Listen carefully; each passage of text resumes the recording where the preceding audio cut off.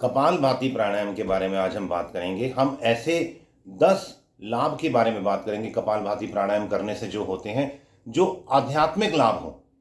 अभी तक तो हमने इस शरीर से रिलेटेड, इस शरीर से जितनी भी इससे रिलेटेड जो बीमारियां होती हैं उससे रिलेटेड तो हमने बहुत से फायदे देखे सुने हैं। मैं आपको कपालभाति प्राणायाम करने से जो आध्यात्मिक लाभ सहज में होते हैं, हम किस तरह से गहरी ध्यान की यात्रा में हम उतरते हैं, इस कपालभाति प्राणायाम से कैसे कुंडलिनी शक्ति जागृत होती है, आज मैं आपको ये 10 लाभ बताऊंगा जो सहजता में होते हैं।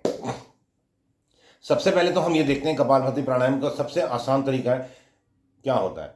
सबसे आसान तरीका होता है सांस को सिर्फ बाहर फेंकते रहो, वो स्वाभाविक अंदर आएगा।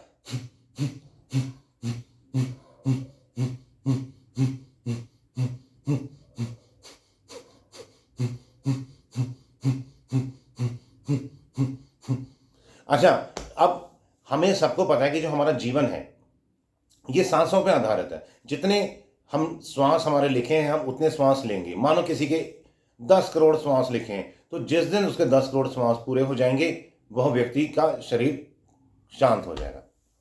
अब वो 10 करोड़ सांस चाहे वो 70 साल मिले, चाहे 80 साल मिले, चाहे 100 साल मिले।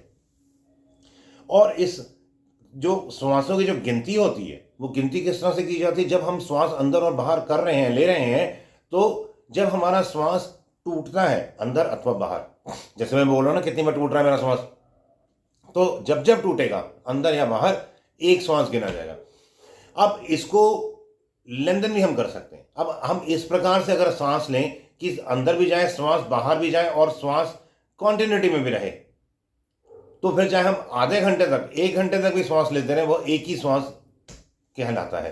ये मैंने बहुत से ऋषियों से, संतों से सुना है। ये मैं विज्ञान भैरव ग्रंथ में इसके बारे में कुछ लिखा है, पर बहुत ज़्यादा नहीं लिखा। पर मैं रेफरल टू कॉन्टेक्स्ट में किसी बुक का नाम नहीं लूँगा क्योंकि मैंने खुद ने नहीं पढ़ा। पहले हाँ, मैंने बहुत से ऋषियों से, संतों के मुँह से सुना है। तो जब हम कपालभाति को रिदम से करेंगे तो आप एक चीज नोटिस करना, सांस जब हम बाहर फेंक रहे हैं कॉन्टिन्यूसली रिदम में, एक रिदम में अगर हम फेंक रहे हैं तो जैसे हम फेंकते हैं तो श्वास अपने आप अंदर आ रहा है, वो एक कॉन्टिन्यूटी बननी शुरू हो जाती है सांस की। सांस यहां पे टूटेगा नहीं, आप कभी भी करके देखें।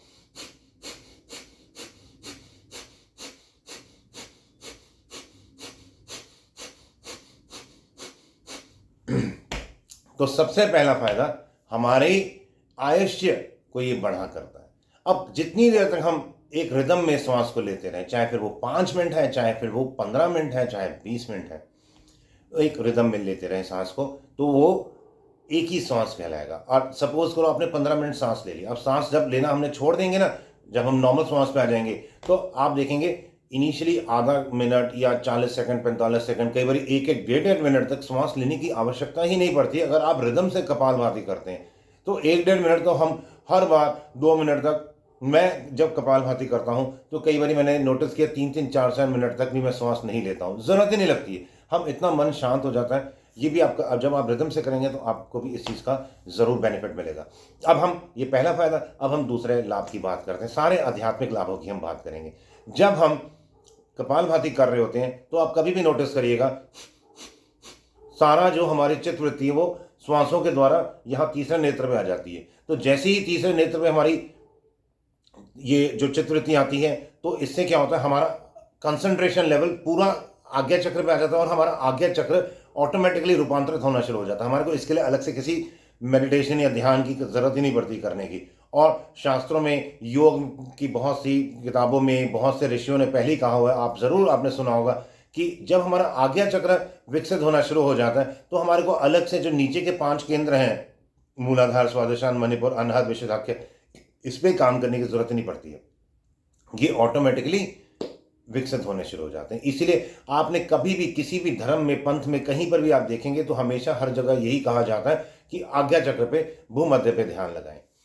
तो तीसरा फायदा ये होता है, जब हम रिदम से श्वास ले रहे होते हैं, जब रिदम से हम कपालभाति प्राणायाम कर रहे होते हैं,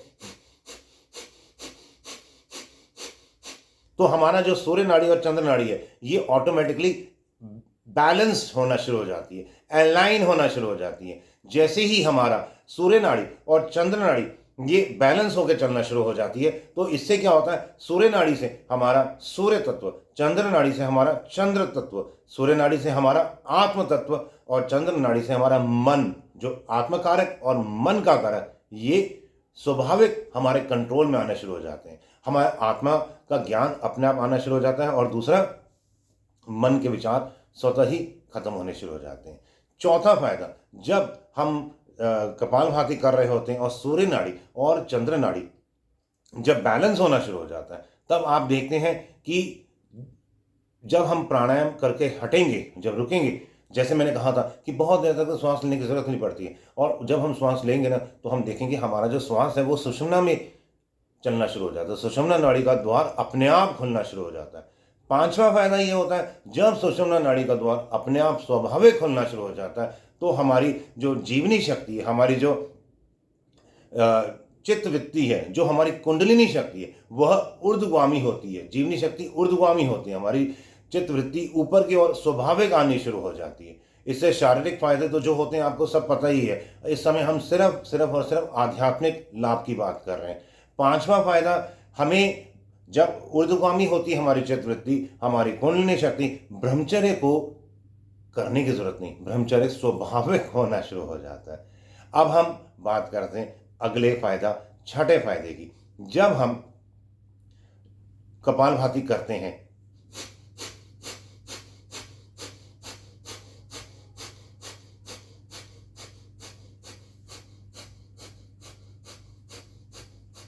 आराम आराम से करना है। मेरे को आदत है, मैं इससे तेज भी कर लेता होता हूँ, आधे घंटे तक, 40 मिनट तक मैं कंटिन्यूसली बहुत देर तक कर सकता हूँ, इसलिए मेरे को आदत पड़ी, मैं बहुत लंबे समय से कर रहा हूँ। अगर आप नया करना शुरू किया है तो आराम आराम से ही करना।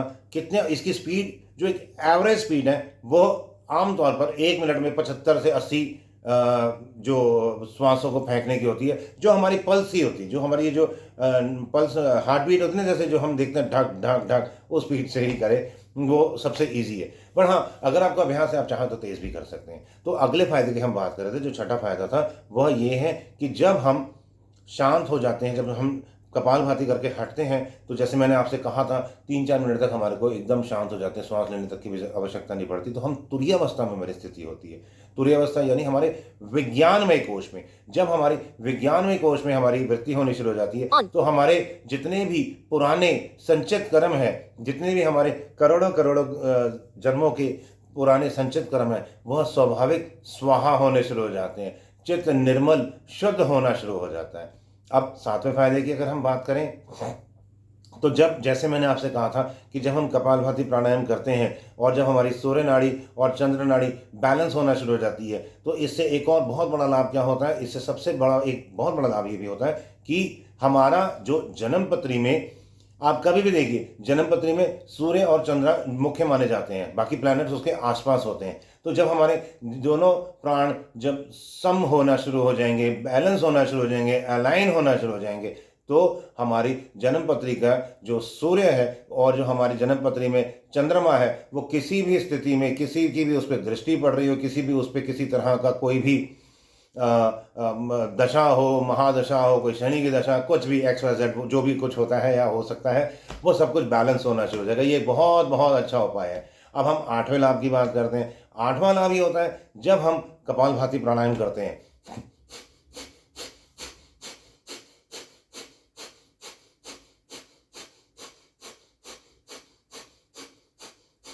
हमारा चित्त स्वाभाविक एकाग्र होना शुरू हो जाता है। जैसे जैसे हमारा चित्त एकाग्र होना शुरू हो जाता है, इससे हमारे को, जो लोग किसी चीज़ को, किसी भी तरह की ज्ञान को, किसी भी तरह की नॉलेज को जब हम ग्रहण कर रहे होते हैं, तो जो बाकी लोगों को जितना समय लगता है, ऐसे साधक को, जो कपालभाति का नियमित रूप से जो करता है, ऐसे व्यक्ति को मुश्किल से 1-2 मिनट लगेंगे, बहुत जल्दी जल्दी, क्योंकि बुद्धि तीक्ष्ण हो जाती है, बुद्धि तीव्र हो जाती है, हम बहुत जल्दी जल्दी सबको सीखना शुरू कर देते हैं।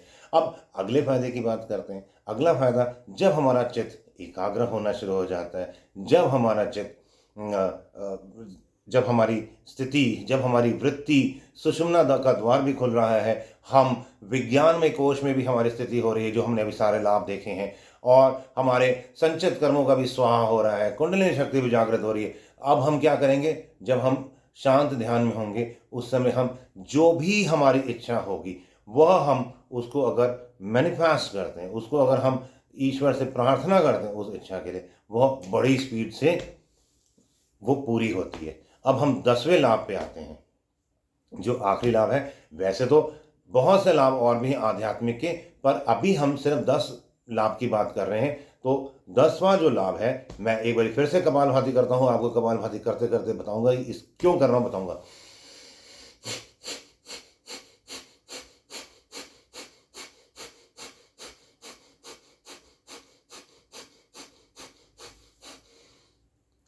जब हम कपालभाति प्राणायाम कर रहे होते हैं नियमित तौर पे, अगर हर कोई भी साधक, आप, मैं, कोई भी 45 मिनट, 1 घंटा, 1.5 घंटा हर रोज करते हैं, एक चीज का ध्यान रखना, अगर किसी भी तरह का कोई बीपी शुगर से कोई रिलेटेड प्रॉब्लम है या कोई और फिजिकल एलिमेंट्स है, ये जो भी मैं आपको प्राणायाम बता रहा हूँ, जो भी स्पीड बता रहा हूँ, ये एक नॉर्मल व्यक्ति के लिए है। ऐसा व्यक्ति जिसको बीपी की प्रॉब्लम है, ऐसा व्यक्ति जिसे शुगर की प्रॉब्लम है, अथवा ऐसा व्यक्ति जिसकी कोई सर्जरी हुई हुई है, या कि कोई रीढ़ की हड्डी का कोई एलिमेंट है, कोई भी एलिमेंट है, तो आपने बहुत ज़्यादा ध्यान से करना है और किसी ट्रेंड व्यक्ति, गुरु के साथ बैठ के करना है, जिसे पूरा ज्ञान हो। ऐसे नहीं कि जो पार्क में बैठा है भी मैं योगा चाह रहा हूँ, इस तरह से नहीं।